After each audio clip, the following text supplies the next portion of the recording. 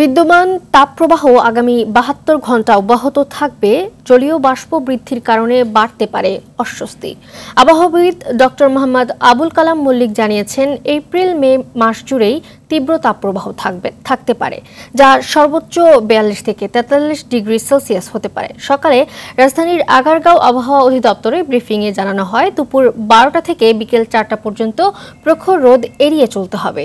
এদিকে তীব্র তাপদাহে চরম ভোগান্তিতে পড়েছে খেতে খাওয়া সাধারণ মানুষ। এই যে বিদ্যমান তাপপ্রবাহ, এই তাপপ্রবাহের আওতাধীন এরিয়া আজকে থেকে একটু বৃদ্ধি পাবে। ২২ তারিখের পর আওতাধীন এরিয়া একটু কমে যাবে, বিশেষ করে সিলেট, ময়মনসিংহ এবং চট্টগ্রামের কিছু কিছু এলাকা এবং রংপুর বিভাগের কিছু এলাকা। কিন্তু বিদ্যমান যে তাপপ্রবাহ তেমন একটা ব্যত্যয় ঘটবে না। সে পূর্ণ মাত্রার শক্তি নিয়ে এপ্রিল জুড়েই অব্যাহত থাকবে এবং মে মাসেও এই তাপপ্রবাহ থাকবে।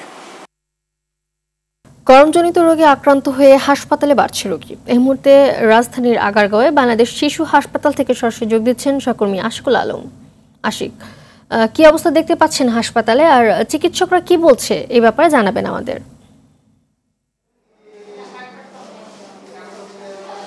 মালিহা, ধন্যবাদ আপনাকে। আমরা যেটুকু সময় এখানে আছি, আমরা কিছুক্ষণ পরপরই দেখছিলাম যে সব বিশেষ করে অভিভাবকরা তাদের শিশু বাচ্চাদের নিয়ে হাজির হচ্ছিলেন এই ঢাকার শিশু হাসপাতালে।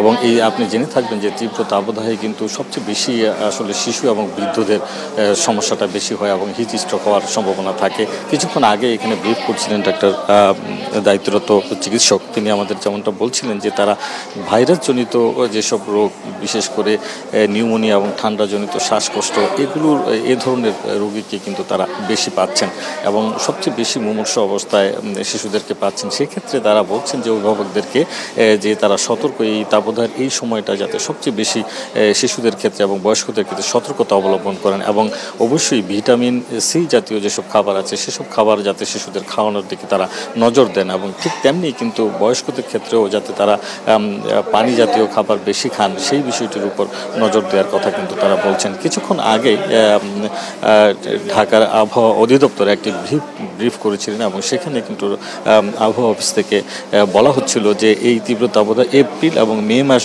জুড়েই থাকবে এবং এই ২০২৪ সাল হতে পারে তীব্র তাপদাহের বছর। আর সেক্ষেত্রে সবাইকে সতর্ক থাকার কথাই কিন্তু তারা বারবার বলছেন। এবং আরেকটি বিষয় জানিয়ে রাখি মালিহা আপনাকে, যে এই তাপদাহের যে পরিস্থিতি, এটিকে কেন্দ্র করে কিন্তু সাধারণ মানুষ, যারা খেটে খাওয়া মানুষ, বিশেষ করে রিক্সা চালক, শ্রমজীবী মানুষ যারা আছেন, তাদের সাথে আমাদের কথা হয়েছিল। তারা অনেককেই দেখছিলাম যে তারা রিক্সার ছিটের নিচে তারা পানি নিয়ে তারা বের হয়েছেন, কিন্তু সেটিও তারা ঠিকমতো সংরক্ষণ করে রাখতে পারছেন না, কারণ তাপদাহ এত বেশি যে সেটিও গরম হয়ে যাচ্ছে। আমাদেরকে তারা সেটি বলছিলেন যে এই অতিষ্ঠ গরমে তারা আসলে কিভাবে এই জীবন ধারণ করবেন এবং সেটি নিয়েও কিন্তু তারা একটি দুশ্চিন্তার মধ্যে রয়েছেন। তো সব কিছু মিলিয়ে আসলে মালিহা, যে এই তীব্র তাপদাহে আবহাওয়া অফিস এবং বিশেষ করে চিকিৎসকরা যেসব বিষয়গুলোর উপর সতর্কতা দিচ্ছেন, সেই বিষয়গুলো যাতে সাধারণ মানুষ মেনে চলেন, সেই বিষয়টি আসলে গুরুত্ব দেওয়ার কথা তারা বলছেন চিকিৎসকরা। এই ছিল আমার কাছে মালিহা, ঢাকা শিশু হাসপাতাল থেকে। ধন্যবাদ আপনাকে।